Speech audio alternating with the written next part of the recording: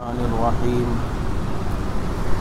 واصبر نفسك مع الذين يدعون ربهم بالغداة والعشي يريدون وجهه ولا تعد عيناك عنهم تريد زينة الحياة الدنيا ولا تطع من أغفلنا قلبه عن ذكرنا واتبع هواه وكان أمره فرطا۔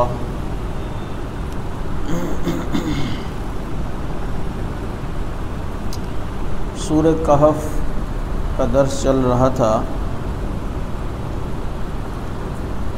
اکثر جمعے کے بیان میں اس آیت کا شان نزول آپ سنتے رہتے ہیں کہ حضور اکرم صلی اللہ علیہ وسلم چند لوگوں کو جو سرداران قریش تھے، مکہ والے ایک سردار تھے، انہیں دین کی دعوت دینے لگے تو انہوں نے ایک شرط رکھی کہ ہم آپ کی بات تب سنیں گے کہ جب آپ اپنے سامنے سے اس مجلس میں جو غریب لوگ بیٹھے ہیں صحابہ، ان کو پہلے آپ اٹھائیں،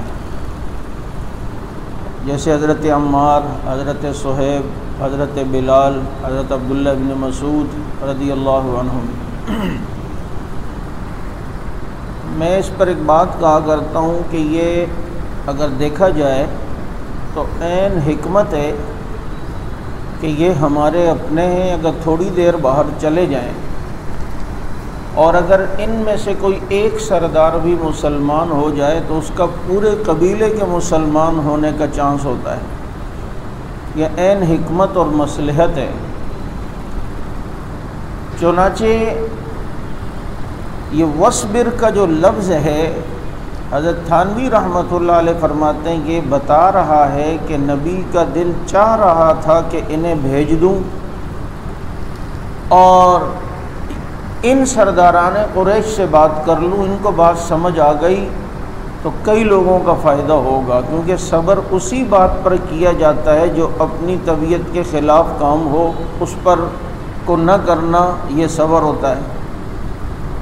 تو اللہ رب العزت کو صحابہ عزیز ہیں اور اتنے پسند ہیں کہ انہیں بائی پاس کر کے کوئی مسلمان ہونا چاہے، اللہ تعالیٰ کو ایسے بے ایمانوں کے ایمان کی بھی ضرورت نہیں ہے۔ صاف منع کر دیا نبی، آپ صبر کریں، انہی لوگوں کے ساتھ آپ بیٹھیں، مع الذین یدعون ربهم بالغداۃ والعشی، جو صبح شام اپنے رب کو یاد کرتے ہیں۔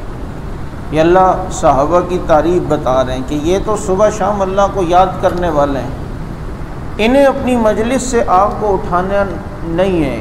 اور ان کا حال یہ کہ یہ جو ذکر کرتے ہیں صحابہ، اللہ کو یاد کرتے ہیں، یہ کوئی دنیاوی مفاد کے لیے نہیں ہے، بلکہ یریدون وجہہ، یہ اگر سب کچھ کر رہے ہیں تو اللہ رب العزت کی رضا کے لیے کر رہے ہیں۔ آپ انہیں یہاں سے نہیں اٹھائیں، اور ولا تعد عیناک عنہم، آپ ان سے نظریں بھی نہیں ہٹانا، یہ آپ کی نظروں کے سامنے رہیں، یعنی آپ کے زیر سایہ رہیں۔ جیسے کہا جاتا ہے نا، مرید کے اوپر پیر کی نظر ہوتی ہے، مطلب یہ نہیں کہ ہر وقت نظر ہوتی ہے، مطلب یہ ہے کہ ان کے جملہ اعمال کی پیر کو خبر رہنی چاہیے، تاکہ جناب اگر کوئی کسی ایسے کام میں ملوث ہے کہ جو مناسب نہیں ہے تو پیر صاحب اس کی اصلاح کر سکیں۔ تو اس لیے فرمایا انہیں اپنے نظروں کے سامنے رکھنا ہے، ان کی تربیت آپ نے کرنی ہے حضرات صحابہ کرام کی۔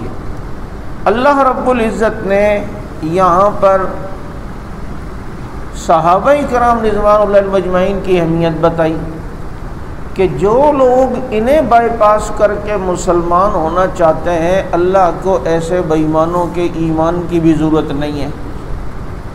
اس سے پتہ چلتا ہے کہ مقدم وہ کیا چیز ہے کہ صحابہ کرام رضوان اللہ علیہ مجمعین کی عزت و احترام۔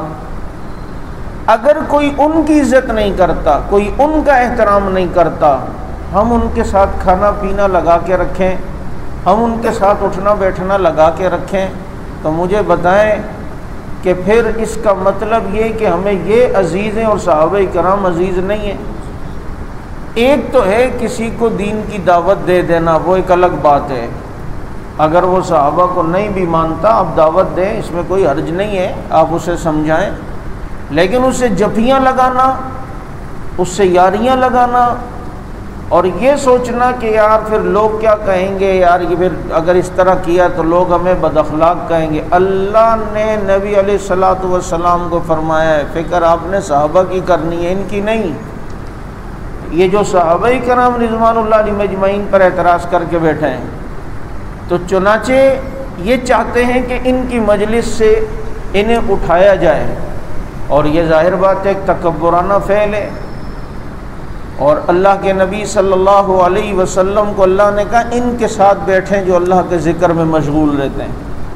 اسی لیے اللہ کے نبی نے فرمایا میں ایسی جماعت کے ساتھ بیٹھوں جو فجر کے بعد سے لے کر طلوع آفتاب تک اللہ کے ذکر میں مشغول ہو، یہ مجھے ہر اس چیز سے بہتر ہے جس پر سورج طلوع ہوتا ہو۔ اور فرمایا میں ایسی جماعت کے ساتھ بیٹھوں عصر سے لے کر مغرب تک کہ جو اللہ کے ذکر میں مشغول ہو۔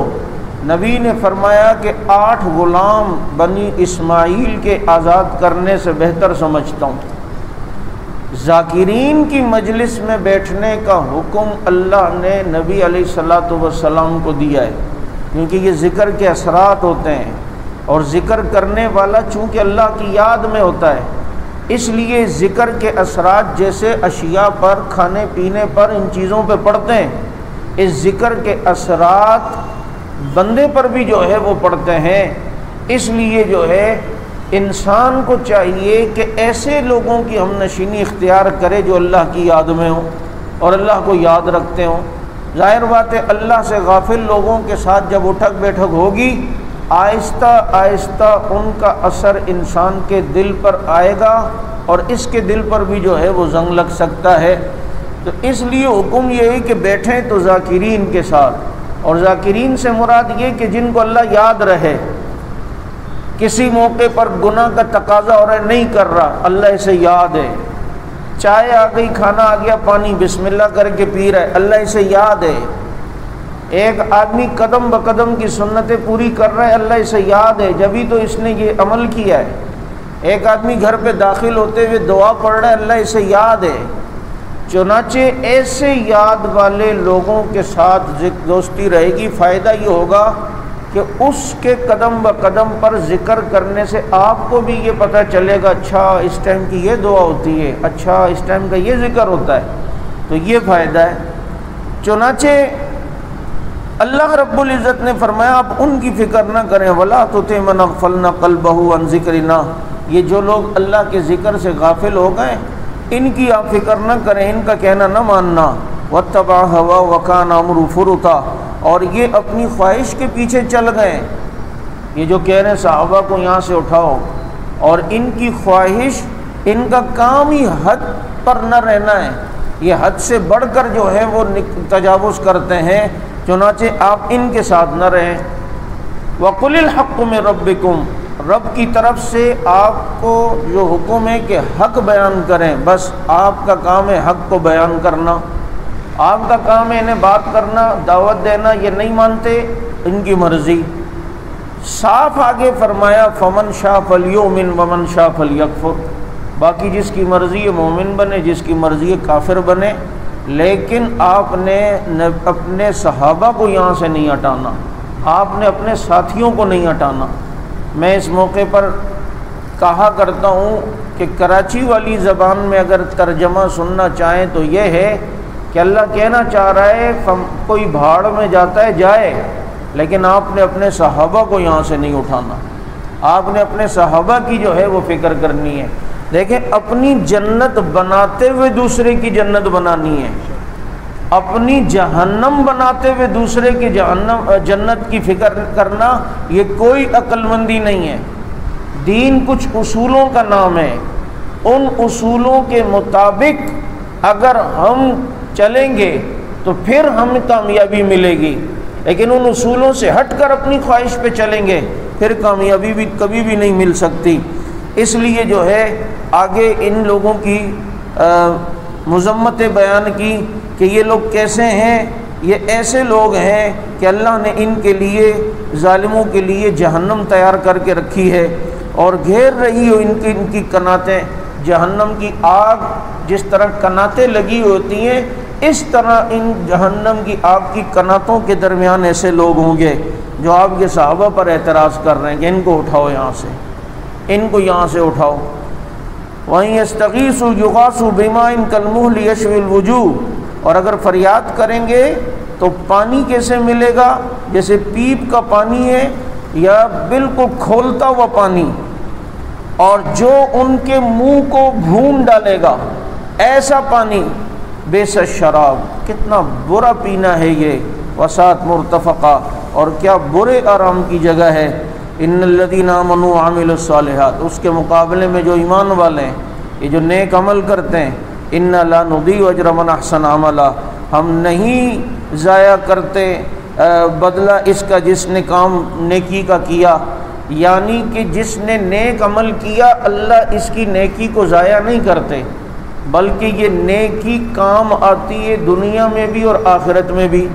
ان اللہ لا یضیع اجر المحسنین، اللہ تعالیٰ نیکی کرنے والے کے اجر کو ضائع نہیں کرتے، اگر وہ نیکی، شرط یہ ہے کہ ایمان کے ساتھ ہو، اور شرط یہ ہے کہ اخلاص کے ساتھ ہو، اللہ کی رضا کے لیے۔ ان الذین آمنوا وعملوا الصالحات، پہلے عمل کی، ایمان کی قید لگائی کہ عقیدہ درست ہوگا تو تب عمل صالح کام آئے گا، اگر عقیدہ درست نہیں ہے تو عمل صالح کام نہیں آتا۔ دیکھیں، آپ بلیک بورڈ پر ایک لکھیں اور اس کے بعد اس کے سیدھی طرف ایک لکھتے جائیں، قیمت بڑھتی چلی جائے گی۔ یہ جو ایک ہے یہ ایمان ہے، آپ نے آگے 0 لکھا 10 بن گیا، آگے لکھا 100 بن گیا، آگے لکھا 1000 بن گیا، آگے لکھا 10,000، پھر 0 لگایا تو جناب 1,00,000، 0 لگتے جا رہے ہیں، قیمت بڑھتی جا رہی ہے۔ ایک جب یہ ایمان ہوگا تو یہ نیکیاں بڑھتی چلی جائیں گی، لیکن اگر اس کی الٹی سائڈ 0 لگاتے جائیں تو جتنے بھی 0 لگائیں قیمت اور منفی میں جائے گی۔ چنانچہ یہ ایمان کے ساتھ نیک عمل انسان کے عمل کی قیمت بڑھاتا ہے۔ اگر ایمان نہیں ہے، صحیح عقیدہ نہیں ہے، چاہے جتنی نیکیاں بھی کر لیں، دنیا میں اس کا کوئی نہ کوئی فائدہ مل سکتا ہے، لیکن آخرت میں اجر صرف اللہ رب العزت نے ایمان والوں کے لیے جو ہے وہ رکھا ہے۔ اب یہ ایمان والے کیا ہیں؟ اولئک لہم جنات عدن تجری من تحتہم الانہار، اللہ نے ہمیشہ کے باغات ان کے لیے رکھے ہیں اور جس میں نہریں بہہ رہی ہوں گی۔ یحلون فیہا من اساور من ذہب، اور اللہ رب العزت انہیں سونے کے کنگن پہنائیں گے جنتیوں کو۔ اور اب یہ سونے کے کنگن، اور وَيَلْبَسُونَ ثِيَابًا خُضْرًا مِّن سُنْدُسٍ وَإِسْتَبْرَقٍ، اور اللہ رب العزت انہیں باریک ریشمی کپڑے پہنائیں گے جنتیوں کو۔ اب دیکھیں یہ دونوں چیزیں مردوں پر حرام ہے دنیا میں، سونا بھی اور ریشم بھی، لیکن اللہ نے جنت میں اس کو حلال کر دیا ہے۔ اس لیے جو مرد دنیا میں سونا استعمال نہیں کرتا وہ آخرت میں سونا استعمال کرے گا، جو دنیا میں ریشم استعمال نہیں کرتا وہ آخرت میں ریشم استعمال کرے گا۔ اب اس سونے کے متعلق ایک مسئلہ یاد رکھیں، بہت سے لوگ پوچھتے راڈو گھڑی پہننا، بہت بیچ میں ایک مسئلہ مشہور ہوا تھا کہ یار راڈو گھڑی پہننا جائز نہیں ہے کیونکہ اس کے جو ڈائل ہوتے ہیں، یہ ڈائل جو ہیں یہ سونے کے ہیں اور مرد پر سونا حرام ہے۔ تو ایک بھی یاد رکھیں کہ جب سونا کسی کے جسم سے ٹکرا رہا ہو اس وقت سونے کا استعمال ناجائز ہے۔ انگوٹھی سونے کی پہنی ہے تو جسم سے ٹکرا رہی ہے، یہ جائز نہیں ہے۔ لیکن جو یہ ڈائل ہیں، یہ ڈائل انسان کے جسم سے ٹکرا نہیں رہے سونے کے، اس کے نیچے گھڑی کا کور ہے، اس کے اوپر گھڑی کی بیٹری ہے، تو یہ گھڑی جائز ہوگی۔ سونا استعمال کرنا اس وقت مرد کے لیے ناجائز ہے جب وہ اس کے جسم سے ٹکرا رہا ہو۔ اسی لیے علماء نے لکھا ہے کہ ایک آدمی اگر لکڑی کی کرسی پہ بیٹھتا ہے اور اس کی بیٹھک کی جو جگہ ہے وہ بھی لکڑی کی ہے، لیکن اس کرسی کے پائے سونے کے ہیں، پائے اس کے سونے کے ہیں، تو ایسی کرسی استعمال کر سکتے ہیں کیونکہ یہ جسم سے نہیں ٹکرا رہی۔ اسی طرح ریشم کے متعلق بھی ایک مسئلہ ہے، بعض دفعہ خارش کا مرض انسان کو ہوتا ہے، تو ایک خاص قسم کی خارش ہوتی ہے، اس میں علاج کے لیے ریشم کا کپڑا پہنا جاتا ہے۔ چنانچہ اگر علاج کی غرض سے کوئی ریشم کا کپڑا پہنے تو اس کو بھی پہننا جائز ہوگا، لیکن زیب و زینت کے لیے پہنتا ہے تو یہ اس کے لیے جائز نہیں۔ اچھا، اب اسے کڑے پہنائے جائیں گے۔ دوسری جگہ ہے کہ اللہ رب العزت اسے چاندی کے کڑے پہنائیں گے جنتیوں کو۔ اب یہ کڑے پہننا تو عجیب سا لگتا ہے، مرد کڑے پہنیں گے، کڑے یہ تو عورتیں پہنتی ہیں۔ تو یاد رکھیں، بعض زمانے اور بعض علاقے ایسے ہوتے ہیں جہاں پر ایک فیشن وہ معیوب نہیں ہوتا اور دوسری جگہ وہ فیشن معیوب ہوتا ہے۔ یہ آپ ذرا چلے جائیں انڈونیشیا اور یہ جو جہاں پر یہ حبشی ٹائپ کے لوگ ہیں، ان کے کپڑے دیکھیں کیسے عجیب سے ہیں، جیسے ہمارے دروازوں پہ چادریں لٹکی ہوئی ہوتی ہیں، اس طریقے کے وہ کپڑے ہوتے ہیں، لیکن وہاں پر وہ قابل تعریف سمجھا جاتا ہے اور جناب ایسے کپڑے کو سراہا جاتا ہے۔ بعض جگہوں بادشاہوں میں کے زمانے میں کنگن بادشاہ پہنتے تھے، یہ ان کے حسن اور جاہ و جلال کی علامت ہوتی تھی۔ اس زمانے میں یہاں پر یہ چیز نہیں ہے۔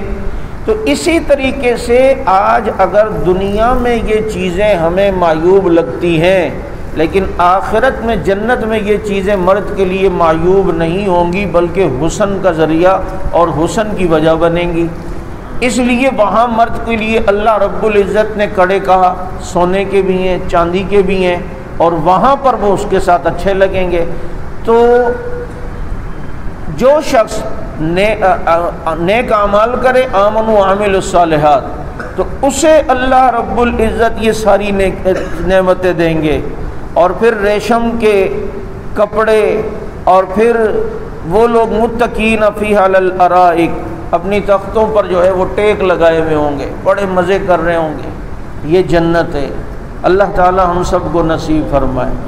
دنیا کی ساری نعمتیں مل جائیں، جنت کا مقابلہ نہیں کر سکتی۔ وَلَكُمْ فِيهَا مَا تَشْتَهِي أَنفُسُكُمْ، جو تمہارے دل میں آئے گا وہی کرو گے، جہاں نہ موت کا خوف نہ کسی اور چیز کا خوف۔ انسان آج جتنا کما لے اسے ایک ٹینشن رہتی ہے، یار کب تک کھاؤں گا، آخر مرنا ہے۔ جنت میں یہ خوف نہیں ہے۔ ایک انسان کھاتا ہے تو ایک لمٹ میں کھاتا ہے، نہیں یار زیادہ نہیں، شوگر نہ ہو جائے، بلڈ پریشر نہ ہائی ہو جائے، وہاں بیماری کا خوف نہیں، اس چیز کی ٹینشن نہیں ہے۔ اب نعمتیں چھننے کی ٹینشن نہیں، بیماری کی ٹینشن نہیں، اور وہ نعمتیں اپنے پورے حسن کے کمال کے ساتھ سامنے۔ اس کے لیے دنیا میں تھوڑی سی اپنے خواہشات نفس پر پاؤں رکھنا پڑے گا، اور یہ کوئی مشکل بھی نہیں ہے۔ جب ایک آدمی کا مزاج بن جائے گا گناہوں سے بچنا، تو اللہ تعالیٰ اسے اسی میں لذت دیں گے۔ پھر گناہ کی طرف جانا اسے ایسا کراہت کے ساتھ محسوس ہوگا جیسے ہم غلاظت کے اندر ہاتھ ڈالتے ہیں تو ہمیں مکروہ لگتا ہے۔ اس لیے اپنی خواہش کو قربان کرنا ہے۔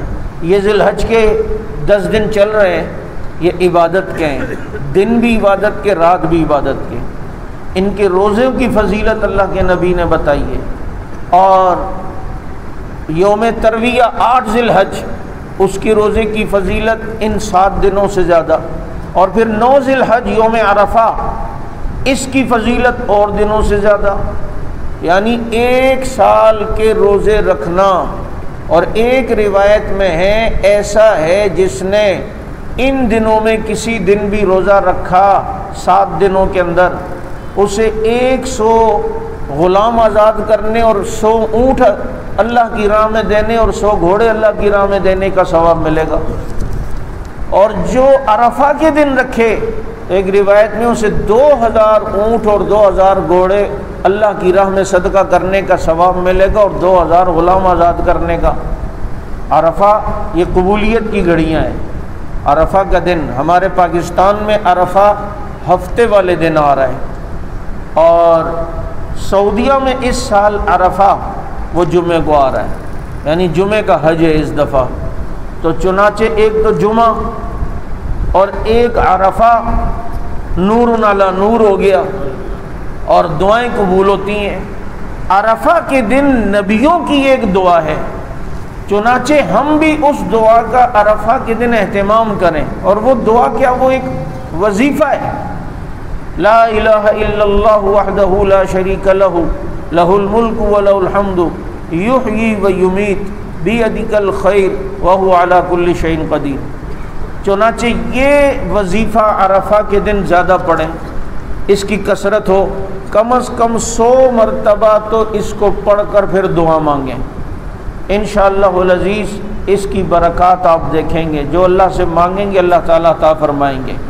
تو ہمارے یہاں جو مجھے ساتھی پوچھتے ہیں کہ وہاں جمعے کو آ رہا ہے تو یہ فضیلت ہمیں یہاں جمعے کو ہوگی، بھائی ہمارے یہاں جس دن عرفہ ہے اس دن عرفہ ہے، وہ اس دن وہاں کی فضیلت اس دن ہوگی۔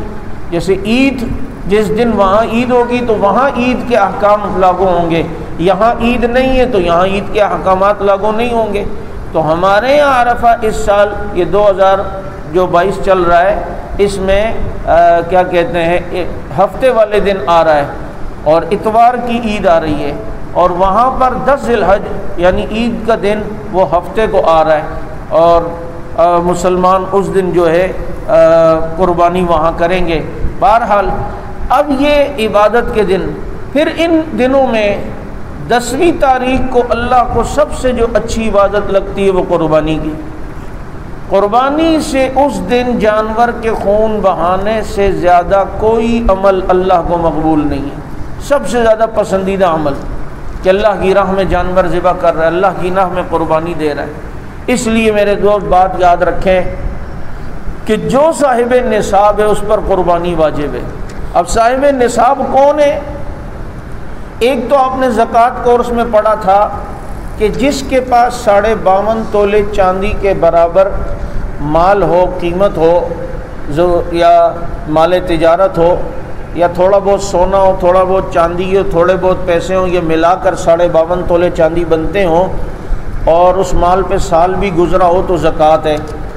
لیکن قربانی کا نصاب اس میں تھوڑا سا مختلف ہے، وہ یہ کہ 52.5 تولے چاندی کے برابر اگر کسی کے پاس مال یا ضرورت سے زائد سامان ہے، ضرورت سے زائد گھر میں برتن ہیں جو پورے سال استعمال نہیں ہوتے، ان کی قیمت ملائے، ضرورت سے زائد بستر ہیں ان کی قیمت ملائے، ضرورت سے زائد اگر ایسی چیزیں ہیں جس کی ضرورت نہیں ہے، وہ ساری قیمت ملا کر دیکھا جائے گا کہ 52.5 تولے چاندی کے برابر قیمت بن رہی ہے یا نہیں، تو ایسے شخص پر قربانی واجب ہے۔ ضرورت سے زائد سامان کو زکوٰۃ کے نصاب کے اندر شامل نہیں کیا جاتا، لیکن ضرورت سے زائد سامان کو قربانی کے نصاب کے اندر شامل کیا جائے گا۔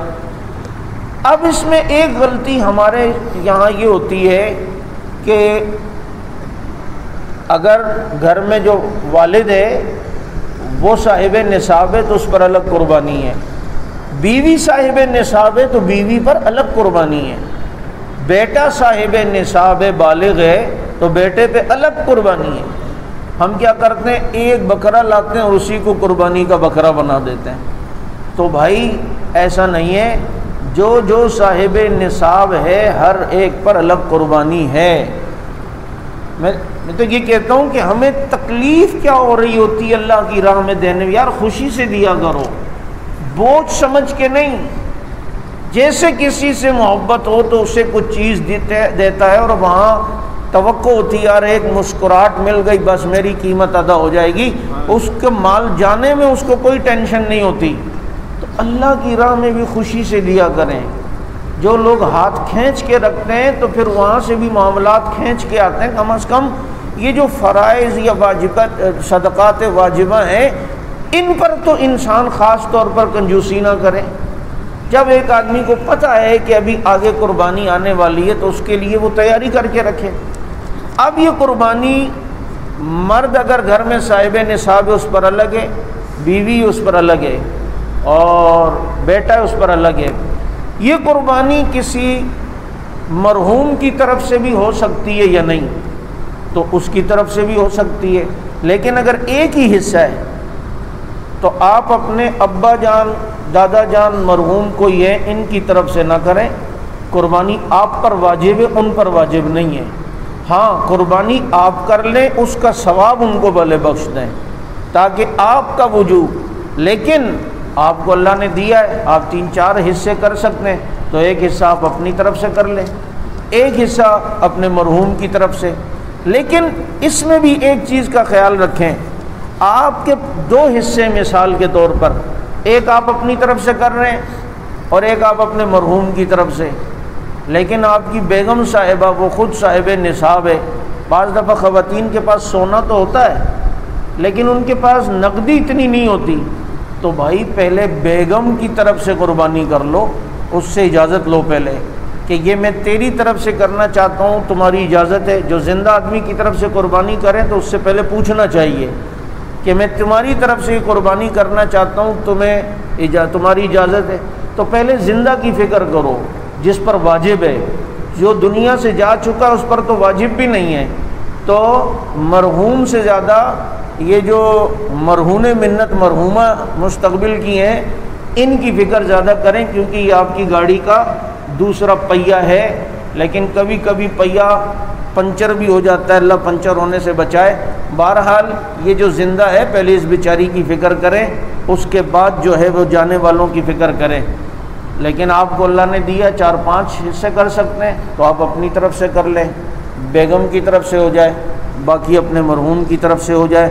لیکن کوشش ہو کہ اگر اللہ نے استطاعت دی ہے اور آپ کے گھر میں کسی پر قربانی واجب ہے تو پہلے ان کی طرف سے کوشش ہو، اگر نہیں ہے تو ایک حصہ ہر سال کوشش کیا کریں کہ رسول اللہ صلی اللہ علیہ وسلم کی طرف سے آدمی کرے۔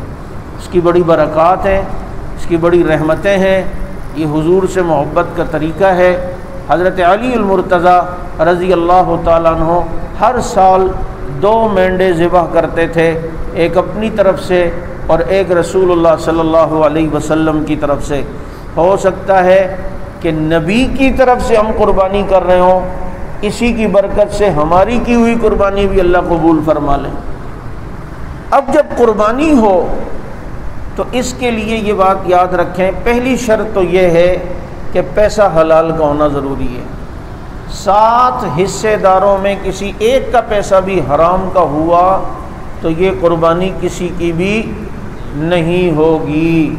اس لیے حصے داروں کو دیکھ لیں کہ ان کا پیسہ حلال کا ہے یا نہیں۔ انشورنس کمپنیوں میں تو کام نہیں کرتا، بینک میں تو کام نہیں کرتا، آپ کے پاس آئیں گے جی فلاں تو ہم اسلامی بینک، کوئی اسلامی نہیں ہے۔ غیر اسلامی اور اسلامی بینک کا فرق اتنا ہے کہ غیر اسلامی بینک والوں نے آپ کے گردن میں زنجیر ڈال کے کھینچی ہوئی ہوتی ہے اور اسلامی بینک والوں نے آپ کی گردن میں تسبیح ڈال کے کھینچی ہوئی ہوتی ہے۔ انہوں نے تسبیح کا جو ہے وہ آپ کے اوپر پٹا باندھا ہوتا ہے اور بظاہر حسن تسبیح کا دکھاتے ہیں لیکن پٹا گردن کے اندر ہی ہوتا ہے۔ یہ جتنے بینک والے ہیں ان کی حقیقتیں نظر آ گئی ہیں، جنہوں نے ابھی سود پر سپریم کورٹ نے جو فیصلہ سنایا کہ سود کا کاروبار پاکستان میں نہیں ہونا چاہیے، بینکوں سے یہ نظام ختم کریں، تو دیکھ لو کتنے بینک والے بلیاں تھیلے سے باہر آئیں اور اس فیصلے کے خلاف سپریم کورٹ میں دوبارہ اپیل دائر کر رہے ہیں کہ یہ سودی نظام جو ہے وہ چلنا چاہیے۔ اب مجھے بتاؤ، ہو اللہ سے جنگ اور ہم کہیں کہ ہمارے ملک کی معیشت ٹھیک ہو جائے، تو یہ معیشتوں کو ٹھیک کرنے والا کون ہے؟ یہ حالات کا بنانے والا کون ہے؟ یہ حالات اس طرح کے لانے والا کون ہے؟ حالات کو سنوارنے والا کون ہے؟ اس کو راضی کر لو، حالات خود ٹھیک ہو جائیں گے۔ تو اس کا پیسہ حلال کا ہونا ضروری ہے۔ دوسرا، اس بندے کا عقیدہ صحیح ہو۔ کسی بھی جانور اپنے قربانی میں حصے دار، کوئی قادیانی، نیچڑی، چکڑالوی، شیعہ، رافضی، کسی مشرک کو ملایا قربانی نہیں ہوگی۔ اس لیے عقیدہ بھی سب کا صحیح ہونا یہ لازمی ہے۔ ایک مسئلہ اور عام طور پر لوگ پوچھتے ہیں کہ جی قرض لے کے قربانی کر سکتے ہیں؟ تو بالکل جی، اگر آپ کے پاس استطاعت نہیں اور آپ کو شوق ہے یار میں اس عبادت سے کیوں پیچھے رہوں، سارے کر رہے ہیں اگرچہ میری استطاعت نہیں، آپ قرضہ لے کے بھی قربانی کر سکتے ہیں، ہو سکتا ہے اسی کی برکت سے اللہ اور باقی قرضے بھی جو ہے وہ آپ کے ختم کر دے، تو قرضہ لے کے قربانی بالکل ہو سکتی ہے۔ اس کے علاوہ ایک اور بات جو کافی لوگوں میں مشہور ہے وہ یہ کہ وہ یہ سمجھتے ہیں کہ زندگی میں 7 مرتبہ اگر کسی نے قربانی کر لی بس اس کے بعد اس پر سے قربانی کا بوجھ جو ہے وہ ختم ہو جائے گا، تو ایسا نہیں ہے۔ زندگی بھر کھانا ضروری ہے، تو زندگی بھر اگر صاحب نصاب ہیں تو قربانی کرنا بھی ضروری ہے۔ ایک اور مسئلہ بہت اہم ہے وہ یہ کہ دیکھیں قربانی اگر کوئی شخص باہر ہے اور وہ آپ کو وکیل بناتا ہے اور پاکستان میں پیسے بھیجتا ہے کہ جی میری طرف سے قربانی کر لیں، تو آپ قربانی اس کی طرف سے یہاں کریں گے، لیکن یہ دیکھنا ہوگا کہ وہاں عید ہے یا نہیں ہے، جہاں جس نے پیسے بھیجیں وہاں عید ہے یا نہیں ہے، اور یہاں بھی عید ہے یا نہیں ہے۔ مثلا ایک شخص ہے اس نے سعودیہ سے پیسے بھیج دیے کہ یار وہاں تو ریالوں میں بکرا مل رہا ہے، بڑا مشکل ہو رہا ہے یار، آپ ایسا کرو پاکستان میں ہماری طرف سے قربانی کر لیں۔ اور عموماً جو حج پہ گئے ہوئے ہوتے ہیں وہ ایسا ہی کرتے ہیں، کیونکہ حج میں جو قربانی ہوتی ہے وہ دم شکر ہے، وہ یہ واجب قربانی نہیں ہے۔ اس حاجی پر اپنی جو قربانی والے دن جو قربانی واجب ہے وہ ضروری ہے، چنانچہ ایسا نہیں ہے کہ وہ جو قربانی وہاں کر لی تو ہم سمجھتے ہیں کہ حاجی کی طرف سے قربانی ہو گئی، وہ قربانی دم شکر میں آتی ہے، وہ یہ قربانی نہیں ہے۔ اس حاجی کو چاہیے کہ وہ پاکستان میں اپنے یا وہیں پر اپنی قربانی جو 10 ذی الحج کی سنت ابراہیمی ہے اس کو الگ کرے گا، اور جو حج میں شیطان کو کنکریاں مارنے کے بعد جو قربانی حاجی کی طرف سے ہوتی ہے وہ قربانی نہیں ہوتی، وہ دم شکر ہوتا ہے۔ تو اس لیے یہ مسئلہ دونوں فرق یاد رکھیں۔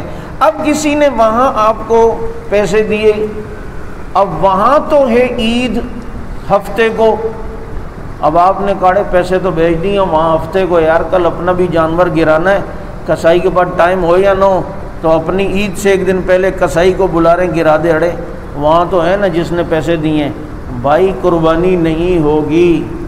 وہاں جس نے پیسے دیے ہیں وہاں بھی عید کا ہونا ضروری ہے اور یہاں بھی عید کا ہونا۔ پتہ چلا پاکستان سے آپ نے وہاں پیسے بھجوا دیے، یار میری طرف سے حاجی صاحب آپ قربانی کرنا، حرم میں یار قربانی ہو میری طرف سے تو بہت اچھا ہے۔ اب وہاں تو عید ہے لیکن پاکستان میں عید نہیں ہے اور یہ قربانی اس نے کر لی، تو علماء نے لکھا ہے اب بھی قربانی نہیں ہوگی، دونوں جگہ عید کا ہونا یہ ضروری ہے۔ اس لیے جو ہے یہ مسئلہ باہر کے پیسوں کے متعلق عموماً غلطی ہو جاتی ہے، اس میں جو ہے وہ احتیاط ہونی چاہیے۔ اللہ رب العزت سمجھ عمل کی توفیق عطا فرمائے۔ سبحانک